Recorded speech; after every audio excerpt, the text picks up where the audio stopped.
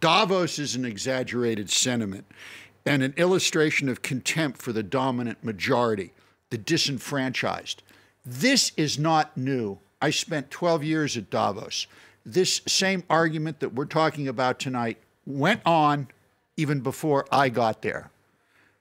I mean, in this particular case, you've got the president of Brazil saying, come on over and together we'll develop the Amazon rainforest. Effectively, we'll... All right. Yeah. What you're getting down here then, in my opinion, is you're getting down to not a political question, not an economic question, but a question of philosophy.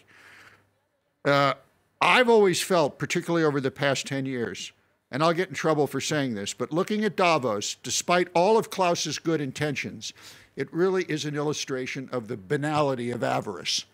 Because the World Economic Forum, since its inception 48 years ago, has had a marquee that they put up every year, and it reads, committed to improving the state of the world. And they have not. And I think your illustration of Bolisario getting up and talking about, come on down and cut the trees with us, moments after you have the young princeling from the UK sitting with David Attenborough talking about saving the environment, shows this duplicity and why this is Davos and what's discussed there is really an epistemological But aren't you putting too much on the shoulders of what is effectively a talk shop? No, I'm not, because Davos has put this weight on their own shoulders for 48 years. In fact, in 2008, during the crisis, I did an interview with Klaus, and I'm going to give you the quote he gave me. He vowed, starting in 2009, to transform Davos into the Bretton Woods of the new millennium.